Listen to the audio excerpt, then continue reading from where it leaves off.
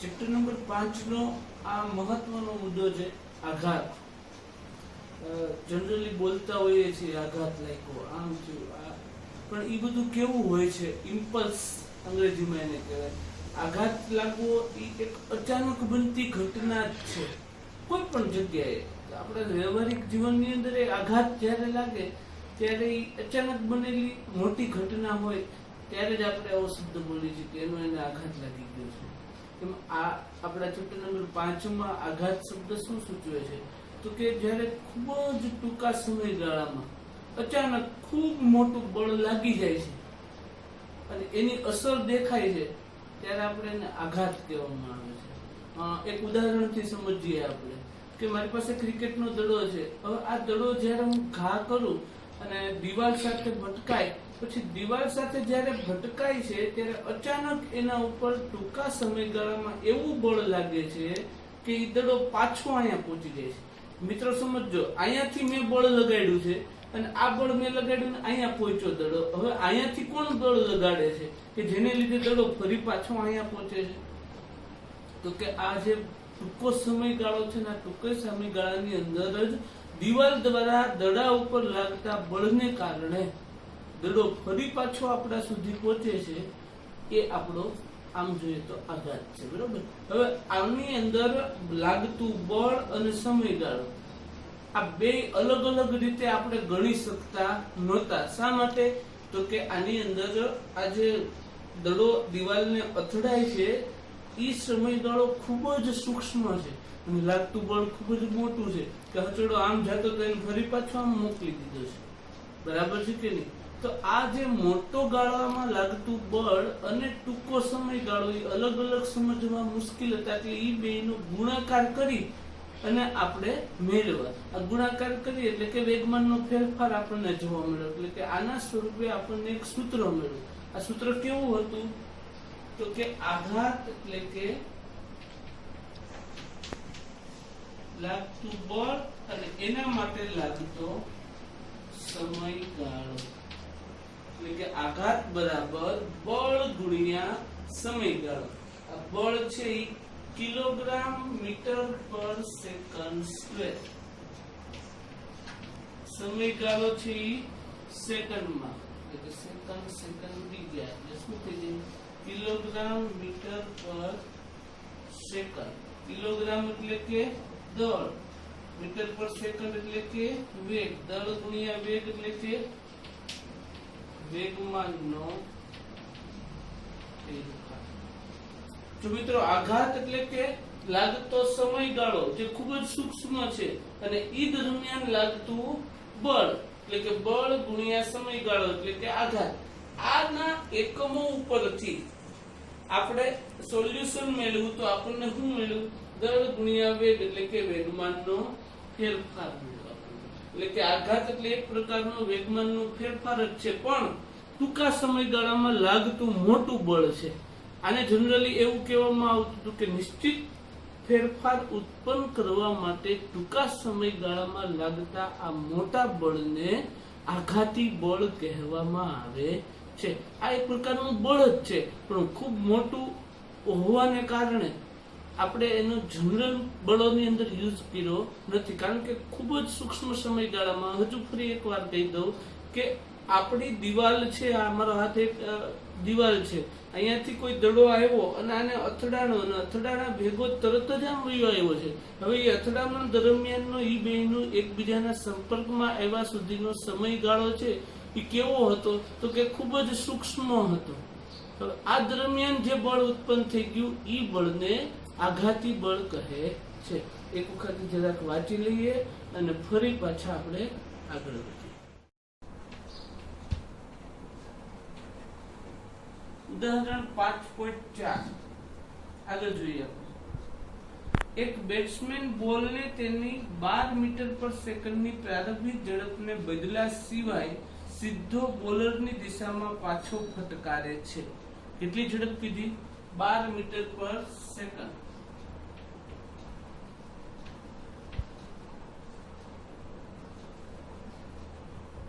જો બોલનું દળ 0.15 કિલોગ્રામ હોય, દળ m બરાબર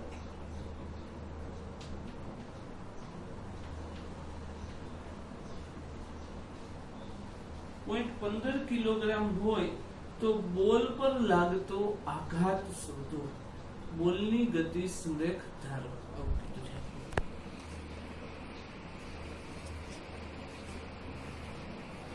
આઘાત બરાબર વેગમાનમાં ફેરફાર. આપણે સૂત્ર હજુ મેળવી રહ્યા છીએ કે આઘાત એટલે શું છે તો કે વેગમાનનો ફેરફાર. તો આને બીજી કઈ રીતે લખી શકીએ તો કે અંતિમ વેગમાન માઈનસ પ્રારંભિક વેગમાન. અંતિમ વેગમાન માઈનસ પ્રારંભિક વેગમાન. બરાબર છે. હવે વેગમાનમાં થતો ફેરફારમાં અંતિમ વેગમાન કેવું છે, પ્રારંભિક વેગમાન કેવું છે એ જાણવું છે. તો અંતિમ વેગમાનમાં સૂત્ર કેવું છે, દળ ગુણ્યા અંતિમ વેગમાન v ડેશ માઈનસ પ્રારંભિક વેગમાન દળ ગુણ્યા પ્રારંભિક વેગમાન v. બરાબર છે. દળ ગુણ્યા વેગ વેગમાન, દળ ગુણ્યા વેગ વેગમાન. બરાબર. અંતિમ વેગમાન માટે v ડેશ, પ્રારંભિક વેગમાન માટે v. હવે મિત્રો અહીંયા ધ્યાન રાખજો, દાખલાની અંદર આપણને એવું કીધું છે કે બોલર છે એ દડો ફેંકે છે, બેટ્સમેન છે એ દડો ફટકારે છે. 12 મીટર પર સેકન્ડની ઝડપે બોલર દડો ફેંકે છે ને એટલી જ ઝડપે બેટ્સમેન પાછો બોલર તરફ પહોંચાડી દે છે. એટલે બેયની ઝડપ કેવી છે, સમાન. અહીંથી દડો જાય છે એને ઋણ દિશા સમજીએ આપણે તો આવે છે એ કેવી બનશે આપણા માટે તો કે ધન બનશે. બરાબર છે ને. અહીંયાથી જાય છે એને ઋણ દિશામાં ફેંકીએ છીએ એવું સમજીએ છીએ તો કે આવે છે એ ધન દિશા બનશે. એટલે કે પ્રારંભિકમાં v બરાબર -12 સેકન્ડ તો v ડેશ બરાબર કેવા હશે 12 મીટર પર સેકન્ડ હશે. બરાબર છે. એટલે આના આધારે આપણે હવે આનો સોલ્યુશન મેળવીએ. એટલે એમ તો આપણા નિશ્ચિત જ રહેશે. કેટલા છે તો કે 0.15. v ડેશ કેટલા થશે તો કે 12 માઈનસ એમ કેટલા 0.15 અને v કેટલા થશે તો કે -12. આ માઈનસ માઈનસ શું થઈ જશે પ્લસ. એટલે કે 0.15 12 પ્લસ 0.15 12. બરાબર છે. 0.15 એટલે કે 15/100 ગુણ્યા 12. બરાબર છે. વત્તા 15/100 ગુણ્યા 12. 15 ગુણ્યા 12, 15 દાન 150 ને 15 દુ 30 એટલે કે ટોટલ 180 ના છેદમાં 100 વત્તા 180 ના છેદમાં 100. 1.8 1.8 1 ને 1 2 8 ને 8 16 એટલે 3.6.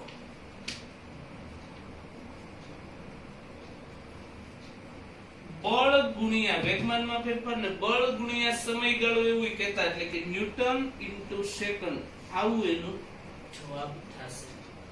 એક વખત શાંતિથી જોઈ લઈએ, આખો દાખલો કમ્પ્લીટ સમજી લઈએ અને પછી પાછા આપણે આગળ વધીએ. 2 મિનિટ પૂરતું ચાલુ રાખું છું, જોઈ લો એક ધારું અને પછી પાછા આપણે આગળ વધીએ. લખવાનું હોય તો એક વખત વ્યવસ્થિત લખી નાખીએ. બરાબર છે.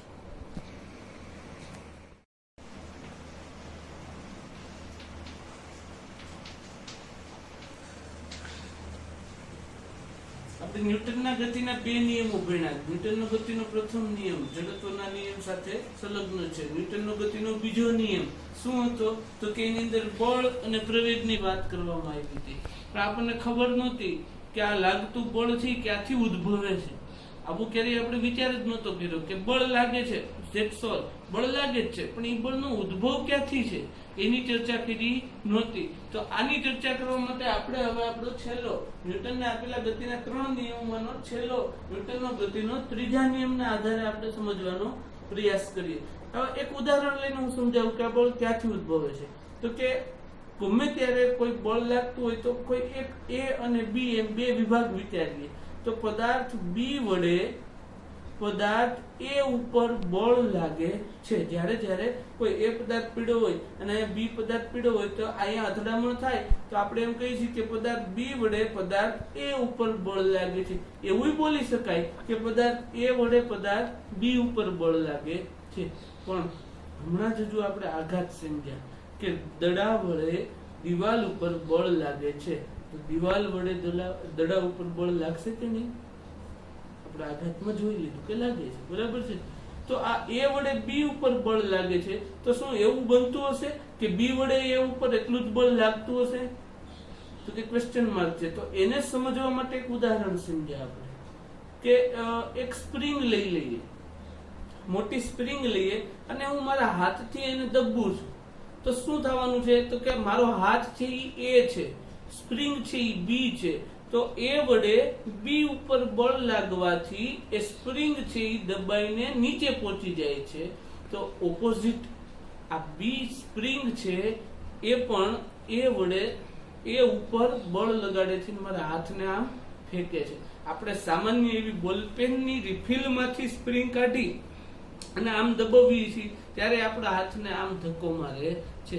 એટલે કે જ્યારે એ બી ઉપર બળ લગાડે છે ત્યારે બી એ ઉપર પણ બળ લગાડે છે. તો કે એ વાત જે આપણને પૂછી હતી કે એ ઉપર બળ લાગે, એ દ્વારા બી ઉપર બળ લાગે ત્યારે બી દ્વારા એ ઉપર બળ લાગે છે, તો કે હા લાગે જ છે, બરાબર છે. પણ મેં જે તમને વાત કરી ને એ બધી કેવી હતી?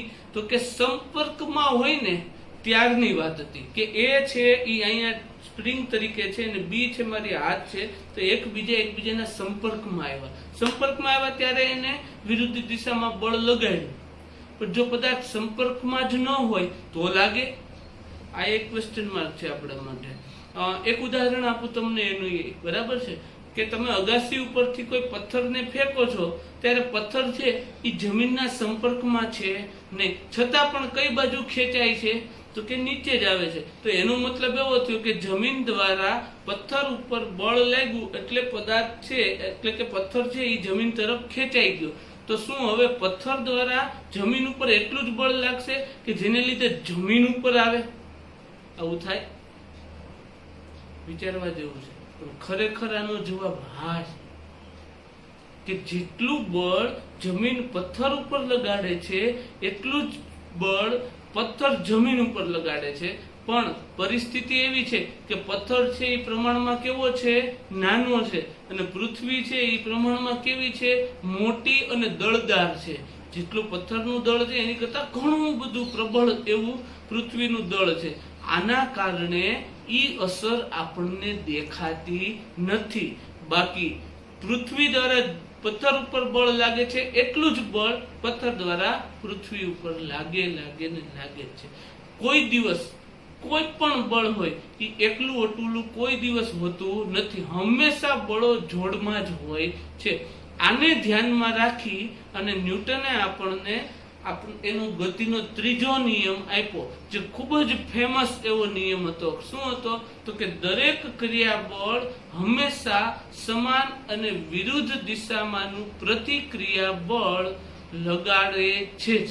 એટલે કે દરેક કોઈ પણ પદાર્થ હોય એમાં દ્વારા જે લાગતું બળ હોય એ સરખું અને વિરુદ્ધ દિશામાં એટલું જ લાગતું હોય છે. એટલે કે દરેક ક્રિયાબળ હંમેશા સમાન અને વિરુદ્ધ દિશામાંનું પ્રતિક્રિયા બળ હોય છે. એટલે કે action that's all is equal to reaction. તમે જેટલું બળ લગાડશો સામે એટલું જ બળ તમને. તમે કોઈને એક થપ્પડ મારશો તો બીજી સામે થપ્પડ લાગશે જ. આ આપણો ન્યૂટનનો ગતિનો ત્રીજો નિયમ છે, બરાબર છે કે જેટલું ક્રિયાબળ એટલું જ પ્રતિક્રિયાબળ, પણ કેવું? સમાન પરંતુ પરસ્પર વિરુદ્ધ દિશામાંનું હોય છે. હું જેટલું બળ મારા આ હાથને લગાડું છું તો એટલું જ બળ આ હાથને લગાડશે, પણ બે બળ સમાન છે પરંતુ દિશા કેવી છે? તો કે વિરુદ્ધ છે. આવું વિરુદ્ધ સમાન અને વિરુદ્ધ દિશામાંનું ક્રિયાબળ અને પ્રતિક્રિયાબળ હોય તો એ આપણો ન્યૂટનનો ગતિનો ત્રીજો નિયમ સૂચવે છે. હવે આ ક્રિયાબળ અને પ્રતિક્રિયાબળ શું છે? તો કે ક્રિયાબળ અને પ્રતિક્રિયાબળ ખરેખર બળો જ છે, બરાબર છે, બીજું કાંઈ નથી. કોઈ બીજી વ્યાખ્યા એને અલગથી સમજવાની નથી. ક્રિયાબળ પણ એક પ્રકારનું બળ છે, પ્રતિક્રિયા બળ એ પણ એક પ્રકારનું બળ છે, પરંતુ એકબીજાની ઓપોઝિટ સાઈડમાં લાગે છે. આને બીજી રીતે સમજવું હોય તો કઈ રીતે સમજી શકીએ? તો કે બળો હંમેશા જોડમાં જ હોય છે. એ દ્વારા બી ઉપર લાગતું બળ અને બી દ્વારા એ ઉપર લાગતું બળ સમાન પરંતુ પરસ્પર વિરુદ્ધ દિશામાં હોય છે. આ સૌથી દેશી રીત એને સમજવાની. બરાબર છે. આ રીતે પણ એને સમજી શકાય. બીજી કઈ રીતે સમજી શકાય તો કે ક્રિયાબળ અને પ્રતિક્રિયાબળ એક એક્શન છે અને એક રિએક્શન છે. બરાબર છે. તો કે એક અસર છે તો એક કારક છે એવું બોલી શકીએ આપણે. એનો મતલબ એવો થયો કે પેલા એક વખત બળ લાગી જાય અને પછી પાછું બીજી વખત બળ લાગે. આવું થતું હશે તો કે એવું નથી થતું. આ બે બળો એકી સાથે હંમેશા જોડમાં જ લાગે છે. જ્યારે ક્રિયાબળ લાગે છે એ જ સમયે પ્રતિક્રિયાબળ લાગી જાય છે, વારાફરતી લાગતા નથી. આ બળો જોડમાં જ હોય છે. બીજી વસ્તુ કે આ બળમાંથી કોઈ પણ એક જ બળની ચર્ચા કરવાની હોય જ્યારે બે બળો લાગતા હોય ત્યારે. જો કોઈ અલગ કરેલું તંત્ર મતલબ કે હું જ પોતે, તો મારી અંદર નાના નાના ઘણા બધા અણુઓ રહેલા છે, રાઈટ? તો એની અંદર જ્યારે બળ લાગતું હશે એટલે કે એ એકબીજા સાથે અથડામણ અનુભવતા હશે, આડાઅવડી કોઈ પણ અથડામણ અનુભવતા હશે, ત્યારે મને એની અસર થતી નથી. ક્યારે એવું નથી બન્યું કે મારી અંદર લોહીના અણુઓ હતા એ અંદરો અંદર બાંધ્યા અને એ બહાર નીકળ્યા ત્યારે અહીંથી આમ થયું કે મારો હાથ છે એમાં અહીંથી આમ, આવું કાંઈ નથી થતું. બરાબર છે. એ અંદર ને અંદર થતી પ્રક્રિયા છે અને એનું પરિણામી કેવું મળે છે? શૂન્ય જ મળે છે. પણ હું અહીંયા જે ચર્ચા કરવા માંગુ છું એ આંતરિક બળની નહીં. એ એટલે કે પદાર્થ છે, બી એટલે કે પદાર્થ, બે અલગ પદાર્થ છે, બે એકી સાથે બળ લગાડે ત્યારની ઘટના સમજાવું છું. એટલે કે બાહ્ય બાબતમાં બેયનું પરિણામી કોઈ દિવસ શૂન્ય થાય નહીં. કેવું હોય તો કે એ આપણે જોઈએ. તો કે F A B બરાબર FBA. સમજો મિત્રો, આ AB અને BA શું સૂચવે છે? અને આ બે બળો સમાન છે પરંતુ પરસ્પર કેવી દિશામાં હોય છે? તો કે વિરુદ્ધ દિશામાં. વિરુદ્ધ દિશામાં હોવાથી એક ધન તો બીજાને હું કેવું લઈશ?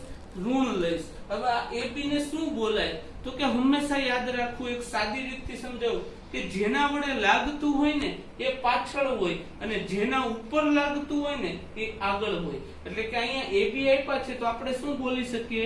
તો કે B વડે A પર લાગતું બળ. અને અહીંયા આપણે શું બોલી શકીએ? A વડે B પર લાગતું બળ. સમજો મિત્રો, B વડે A ઉપર લાગતું બળ એટલું જ A વડે B ઉપર લાગતું બળ છે, પરંતુ કેવું છે? પરસ્પર વિરુદ્ધ દિશામાં છે. અને જો આ આખું એક જ તંત્ર હોય, મેં જેમ હમણાં વાત કરી આખું તંત્ર છે એની અંદરના જ બળો હોય તો આનું પરિણામી કેવું થાય? શૂન્ય થાય. ને જો અલગ કરેલું તંત્ર આખું એક જ તંત્ર ન હોય એટલે કે આંતરિક બળની ચર્ચા હું ન કરતો હોય તો આ આપણને એકલું અટુલું અલગ અલગ જોવા મળે છે. એકલું અટુલું એટલે કે FAB અને FB આવી રીતે. બાકી હંમેશા આ બળો કેમાં હોય છે? જોડમાં જ હોય છે. આ હતો આપણો ન્યૂટનનો ગતિનો ત્રીજો નિયમ. એક વખત ફરીથી વાંચી લેજો, વ્યવસ્થિત વાંચી અને ફરી પાછા આપણે આગળ વધીએ. ઉદાહરણ 5.5 જોઈએ આપણે. આકૃતિ 5.6 માં દર્શાવ્યા મુજબ, આકૃતિ 5.6 A અને B, આમાં દર્શાવ્યા મુજબ એક સમાન બિલિયર્ડ બોલ એક દ્રઢ દિવાલ પર સમાન ઝડપથી, આ દિવાલ ઉપર સરખી ઝડપથી પણ જુદા જુદા કોણે અથડાઈને ઝડપમાં કોઈ ફેરફાર વિના પરાવર્તન પામે છે. અહીંયા આ રીતે અથડાણી છે, અહીંયા આવી રીતે અથડાણી. જુદા જુદા કોણે અથડાઈને કોઈ ફેરફાર ઝડપમાં કોઈ ફેરફાર વિના પરાવર્તન પામે છે. તો પહેલું, દરેક બોલને લીધે દિવાલ પર લાગતા બળની દિશા કઈ હશે? દરેક બોલને લીધે દિવાલ પર લાગતા બળની દિશા કઈ હશે? અને બીજું, દિવાલ વડે બંને બોલ પર લગાડેલા આઘાતના માનનો ગુણોત્તર કેટલો હશે? એટલે બે બોલ પર લગાડેલા આ બે ઘટનામાં એનું જે આઘાત મળે છે એના માનનો ગુણોત્તર આપણે પાછો અંતે મેળવવાનો છે. તો બે ઘટના આપણે જોઈએ. એટલે બે કિસ્સા આપ્યા છે આપણને. તો પેલો કિસ્સો આપણે સમજીએ. આ ઘટનાને ધ્યાનમાં લઈને, બરાબર છે. અને પછી આપણે બીજો કિસ્સો આ ઘટનાને ધ્યાનમાં લઈને સમજીએ. આ ઘટનાની અંદર તમે જુઓ તો દડો છે એ સીધી જ દિશામાં આમ આવે છે અને અહીંયા અથડાય અને ફરી પાછો એને એ જ દિશામાં આગળ વધી જાય છે. એટલે કે આ એક શખ્સ ઉપર બનતી ઘટના હોય એવું આપણે ચોખ્ખું દેખાય છે. વાય અક્ષ ઉપર કોઈ ઘટના બનતી નથી, ત્યાં માત્ર દિવાલ આપેલી છે. બિલિયર્ડ બોલ તો અહીંથી આવીને પાછો અહીંયા પહોંચી જાય છે. એટલે કે અહીંયા આનું પ્રારંભિક વેગમાન એક શખ્સ પરનું કેવું હશે? તો કે એક શખ્સ પરનું પ્રારંભિક વેગમાન માની લ્યો કે આપણે mu, m જેટલું દળ છે અને u જેટલું વેગ છે, એટલે કે mu, બરાબર છે. y અક્ષ પરનું પ્રારંભિક વેગમાન કેવું હશે? y અક્ષ પરનું પ્રારંભિક વેગમાન તો કે y અક્ષ ઉપર દિવાલ છે ને ઘટના આખી x અક્ષ ઉપર બને છે, એટલે એ કેવું હોય? તો કે 0 હશે. હવે x અક્ષ પરનું અંતિમ વેગમાન કેવું હશે? તો કે અહીંયાથી દડો આવતો તો એને આપણે ધન દિશા લીધી, તો હવે જાય છે એને કેવી લેશું? ઋણ દિશા લેશું. એટલે અહીંયા mu હતા તો અહીંયા કેવા થઈ જશે? -mu, બરાબર છે. અને અહીંયા py, y અક્ષ ઉપર અંતિમ વેગમાન આપણને કેટલું મળશે? તો કે ઘટના આખી x અક્ષ ઉપર બને છે, એટલે y અક્ષ પરનું અંતિમ વેગમાન કેવું મળે? તો કે 0 મળશે. એટલે કે કુલ વેગમાન આપણને કેવું મળશે? એટલે કે આમ જોઈએ તો આઘાત વેગમાનનો ફેરફાર, એટલે કે અંતિમ વેગમાન માઈનસ પ્રારંભિક વેગમાન. અંતિમ વેગમાન કેટલું છે? તો કે -mu, માઈનસ પ્રારંભિક વેગમાન કેટલું છે? તો કે +mu, એટલે કે અહીંયા આપણે mu, આ 1 ને 1 2, એટલે કે -2mu. આ આપણો આઘાત થશે. આ પહેલા કિસ્સાની વાત કરું છું, આ કિસ્સાની વાત કરું છું. હવે જે ચર્ચા કરવા જાવી છે એ હું આ કિસ્સાની ચર્ચા કરું છું, પરંતુ એક વખત આપણે આ જોઈ લઈએ, લખી નાખીએ અને ફરી પાછા આગળ વધીએ.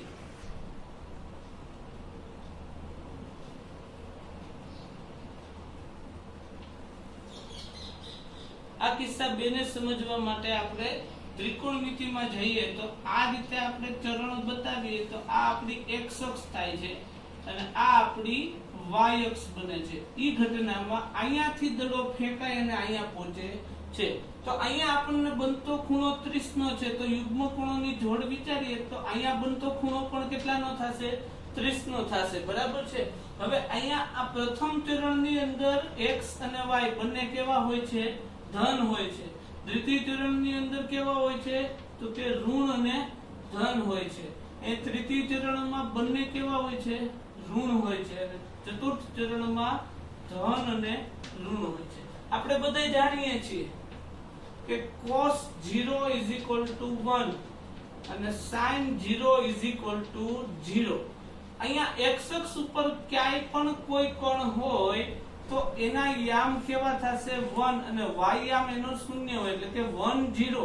તો 1 વેલ્યુ કોની મળી? cos ની. 0 વેલ્યુ કોની મળી? sin ની. તો આને 1 0 કહીએ એમ cos θ sin θ પણ કહી શકીએ છીએ આપણે, બરાબર છે. તો અહીંયા જ્યારે અક્ષ ઉપર હોય ત્યારે કોઈ એક યામ 0 હોય, y અક્ષ ઉપર હોય તો એનો x યામ 0 હોય, x અક્ષ ઉપર હોય તો એનો y યામ 0 હોય. પણ x અક્ષ કે y અક્ષ ઉપર ના હોય ને આવી રીતે હોય ત્યારે શું કરવું? તો કે એના x અને y બંને યામની વાત કરવી પડે. એટલે કે એને ધ્યાનમાં રાખીને, આને ધ્યાનમાં રાખીને આપણે આના યામ કેવા લેશું? તો કે અહીંયાથી કોણ છે ઈ આપણે ફેંકીએ છીએ, એટલે કે આનો px પ્રારંભિક કેવા થશે?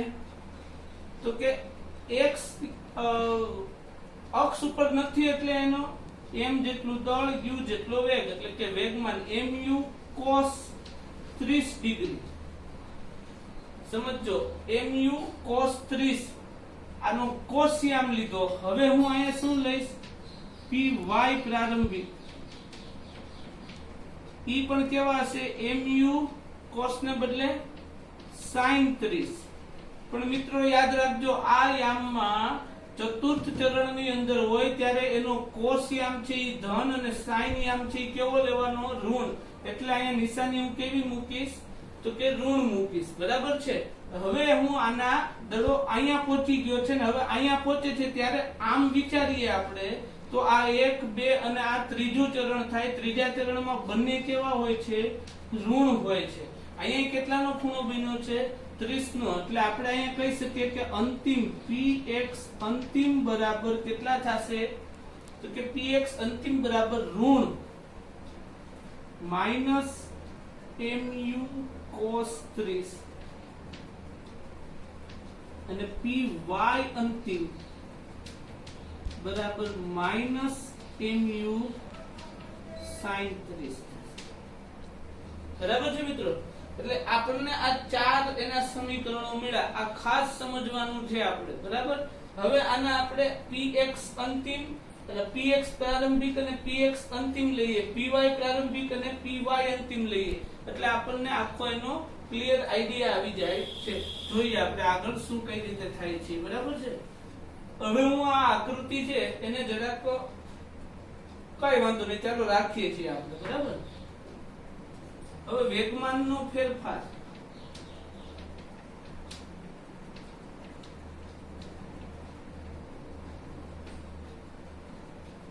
બરાબર આ ઘટનાને સમજવાની છે મિત્રો આપણે. px અંતિમ માઈનસ px પ્રારંભિક કેવું થાય છે? px અંતિમ કેવા છે? Minus mu cos 30 minus mu cos 30 એટલે કેટલું થશે? Minus 2 mu cos 30. બરાબર છે. cos 30 ની વેલ્યુ આપણે જાણતા હોઈએ જે કેટલી છે? માઈનસ 2 mu cos 30 એટલે કે √3/2 એટલે કે બે ઉડી ગયા એટલે શું થશે? Minus √3 mu. બરાબર છે. આવો આપણને જવાબ મળે છે. આ જે આપણને વેગમાનનો ફેરફાર અથવા તો આ વેગમાનનો ફેરફાર શું હતું? તો કે આઘાત હતો આપણો. બરાબર છે. આઘાત બરાબર વેગમાનનો ફેરફાર હતો. ઈ આપણને જો મેં px પ્રારંભિક અંતિમની જ વાત કરી, py ની ના કરી. શું કામ ન કરી? તો કે i માઈનસ છે, i માઈનસ છે, બંને સમાન છે એટલે કે માઈનસ માઈનસ માઈનસ આ પ્લસ થઈ જાય એટલે ઈ કેવું થઈ જશે? શૂન્ય થઈ જશે. y આમ ઉપરની ઘટના કેવી થઈ જશે? શૂન્ય થઈ જશે. એટલે માત્ર x ની ચર્ચા કરીને મેં આ જવાબ મેળવ્યો છે. હવે હું આ બેનો ગુણોત્તર મેળવું તો જે કેવો મળે છે? તો કે માનાંકમાં ગુણોત્તર લઈશું તો કે minus √3 mu upon minus 2 mu. આ માનાંકમાં લો એટલે માનાંકમાં હોવાથી ઋણ હોય તો કેવું થઈ જશે? ધન થઈ જશે. એટલે એને ધ્યાનમાં રાખીને mu ઉડી ગયા √3/2. આ થશે આપણા આ દાખલાનો જવાબ. બરાબર. 2 મિનિટ માટે હું ચાલુ રાખું છું. એક વખત સરખું જોઈ લ્યો, યાદ રાખી લ્યો, લખી લ્યો અને ફરી પાછા આપણે આગળ વધીએ. ચાલુ રાખું છું. બરાબર. જોઈ લ્યો તમે.